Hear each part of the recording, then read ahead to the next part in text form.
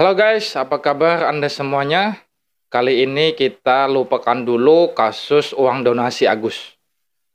Dan kita beralih ke kasus 7 terpidana yang selama ini sangat kita tunggu-tunggu putusan dari Mahkamah Agung. Dan kali ini kita harus benar-benar mengawal kasus ini guys. Karena bukan hanya saya atau juga para netizen yang merasa ini ada kejanggalan, bahkan Bang Reja dan juga Bang Jutek pun selaku kuasa hukum dari ketujuh terpidana merasa ini ada kejanggalan dan menyayangkan seperti mempertanyakan kenapa Mahkamah Agung ini malah duluan mengumumkan putusan PK ditolak ini di websitenya. Setelah itu baru melakukan live streaming pengumuman bahwa PK ke-7 terpidana itu ditolak. Kan ini seperti terbalik ya. Seharusnya kan diumumkan dulu putusan itu secara live streaming baru nanti dirilis di websitenya. Tetapi ini malah sebaliknya. Dan dengan ditolaknya PK ke-7 terpidana ini oleh Mahkamah Agung, tentu saja ke-7 terpidana ini dengan kata lain tetap dipenjara atau tetap akan menjalani hukuman seumur hidup. Tentu saja putusan ini membuat kita semua terkejut, bahkan Bu Titin selaku kuasa hukum dari Saka Tatal sampai pingsan setelah mendengar putusan dari MA bahwa PK 7 terpidana ini ditolak. Bagaimana tanggapan dari Bang Reja Indragiri, ahli dalam psikologi forensik, dan juga tanggapan dari Bang Jutek selaku kuasa hukum 7 terpidana. Mas Eja, dengan sangat terpaksa kita mendahului live dari Mahkamah Agung dengan judul dari live Detektif Den ini bahwa Mahkamah Agung menolak peninjauan kembali 7 terpidana dari kasus Vina dan Eki di Cirebon. Dengan sangat terpaksa juga izinkan saya minum kopi pahit dulu, Mas. Minum kopi pahit dulu, kata Bang Reja. Sobat DN juga di sini mungkin masih terus berharap, kita tunggu seperti apa konteksnya. Tapi sekali lagi, website Mahkamah Agung sudah merilis pagi tadi bahwa Mahkamah Agung menolak putusan PK, menolak peninjauan kembali dari kasus Vina dan Eki untuk 7 terpidana. Gimana Mas Reza? Iya, seperti kata Bang Reja tadi, dengan sangat terpaksa minum kopi pahit dulu. Saya menyimpulkan itu seperti kita harus menerima putusan pahit ini dari MA, tetapi kita harus tetap berjuang untuk tetap mengawal kasus ini sampai 7 terpidana dibebaskan.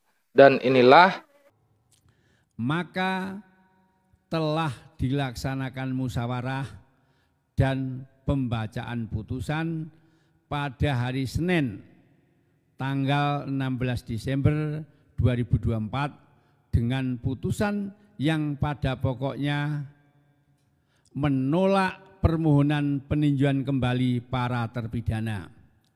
5. Pertimbangan majelis hakim dalam menolak permohonan PK tersebut antara lain tidak terdapat kekilapan yudek fakti dan yudek yuris dalam mengadili para terpidana, dan bukti baru atau novum yang diajukan oleh terpidana bukan merupakan bukti baru sebagaimana ditentukan dalam pasal 263 ayat 2 huruf A KUHP.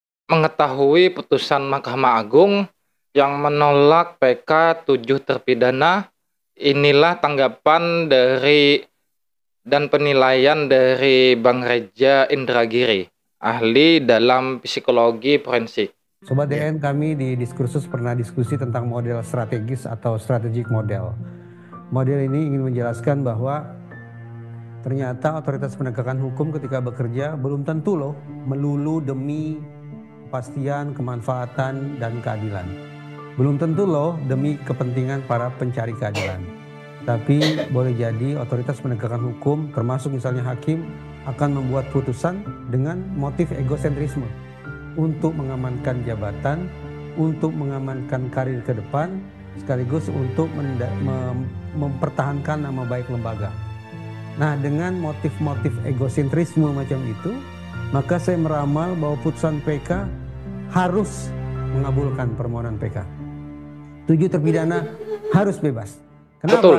Karena Betul. kalau maaf kata ini dalam bahasa entengnya, kalau berani-beraninya otoritas penegakan hukum melawan arus opini publik, kalau berani-beraninya hakim membuat putusan yang tidak membebaskan 7 terpidana, maka boleh jadi ini akan menjadi catatan kelam di dunia maya terutama.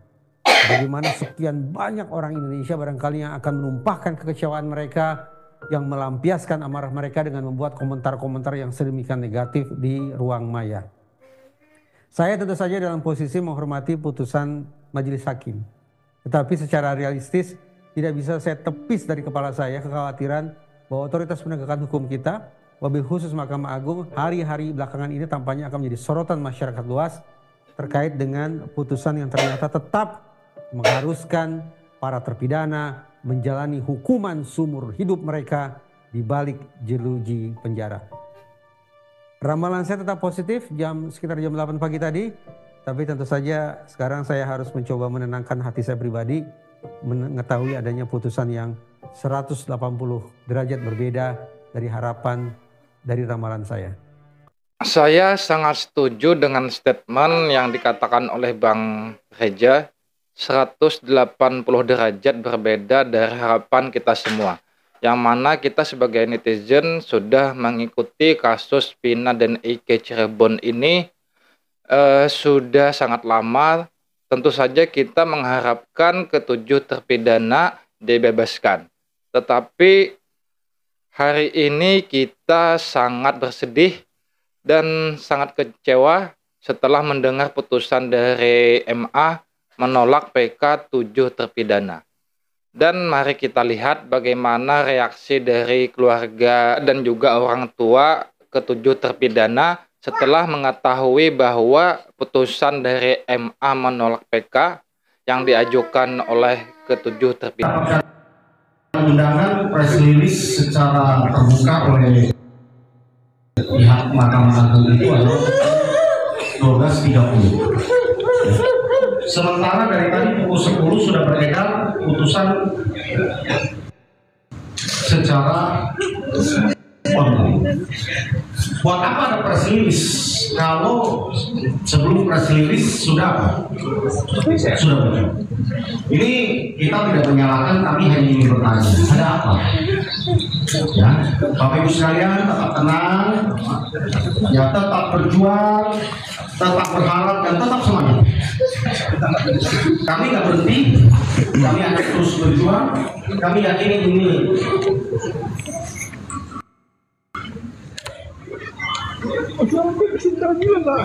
masih sabar ya, masih ada nggak keadilan, masih nanti masih diusahakan sama pihak peradilan semuanya Pak. Sabar, masih ada nggak keadilan. Ripaldi pasti bebas Pak, Ripaldi dan semua teman-temannya pasti bebas Pak. Kita sering menguatkan laporan kita dan yang lain. Sabar Pak, masih ada nggak keadilan. Hukum apa yang bisa kita lakukan? Ya, kalau Ibu sekalian.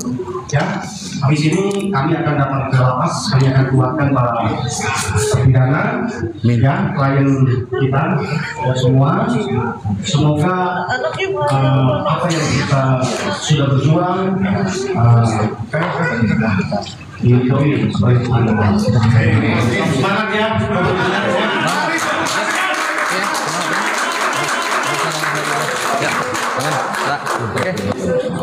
ya sabar. Mau cukup itu.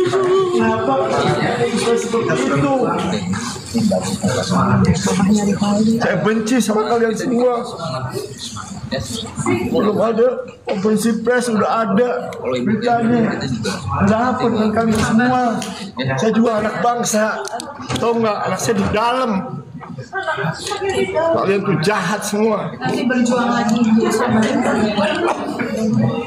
Saya butuh keadilan, tahu nggak? Butuh omong kosong.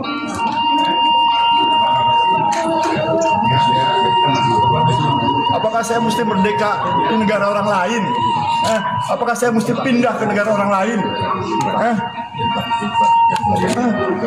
Apakah saya mesti pindah ke negara orang lain? Orang tua saya juga berjuang terus untuk bangsa ini, untuk merdeka. Tapi kalian nggak memerdekakan anak saya. Kalian tuh kejam, tau nggak? Saya udah nggak percaya lagi dengan kalian semua. Hanya Ripaldi nih. Kalian tuh kejam, kalian tuh jahat semua. Ada pesan untuk presiden mungkin Pak? Nggak ada. Saya udah kecewa. Nggak ada pesan siapa-siapa. Saya kecewa.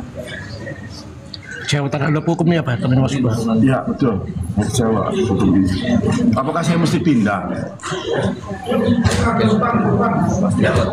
Kita lihat betapa sangat-sangat kecewa banget orang tua dari Ripaldi tadi. Bahkan beliau mengatakan sudah tidak percaya lagi dengan keadilan yang ada di bangsa ini, guys. Dan beliau tadi juga mengatakan apakah harus pindah negara dulu baru ada keadilan. Jadi seolah-olah keadilan di negara kita ini seperti sudah tidak ada lagi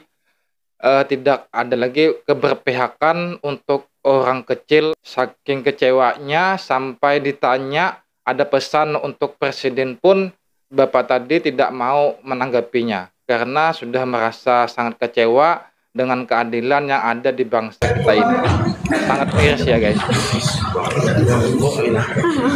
Dan saya pun merasa sangat kecewa guys. Dan saya keadilan pada saatnya akan muncul. Percaya. Betul Pak. Amin. Pasti Semua akan ada muncul. hikmahnya, lambat atau cepat keadilan pasti akan muncul. Amin. Amin. Ya, Betul. ya nanti kami habis ini kami akan ke lapas, ya. Kami sudah maksimal berjuang, ya, gitu loh. Nggak ada yang salah, nggak ada yang ini. Semua kita akan berjuang terus, ya Bu ya. Gitu. Kami tetap masih semangat kok untuk berjuang bagi mereka. Ya, langkah hukum masih Semangat, terbuka. Pak. Kita akan lihat Kami langkah dukung. hukum apa yang bisa kita lakukan.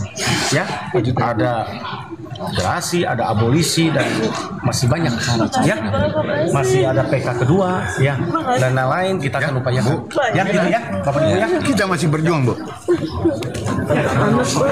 Iya, Bu. Ya. Kita masih berjuang ya. Saya merinding guys. Setelah tim Peradi, Bang Jutek dan juga yang lainnya memberikan semangat dan menguatkan para keluarga dan juga orang tua terpidana. Kemudian pada saat mau keluar di ruangan itu dan tiba-tiba saja Bu Titin pingsan pada saat Bang Jutek mau diwawancarai.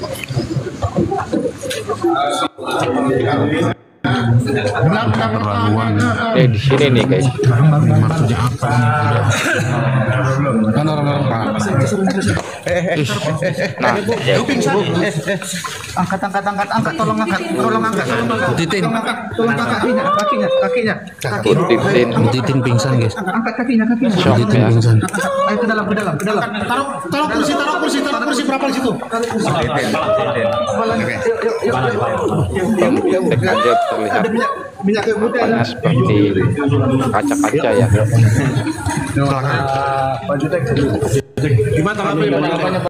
Kita bisa lihat bukan hanya keluarga ketujuh terpidana yang sangat kecewa pada putusan ini, tapi juga para kuasa hukum Bu Titin, dan tadi kita lihat di mata Pak Jutek itu seperti mata beliau itu seperti berkaca-kaca, tapi beliau masih bisa menahan untuk tidak menangis.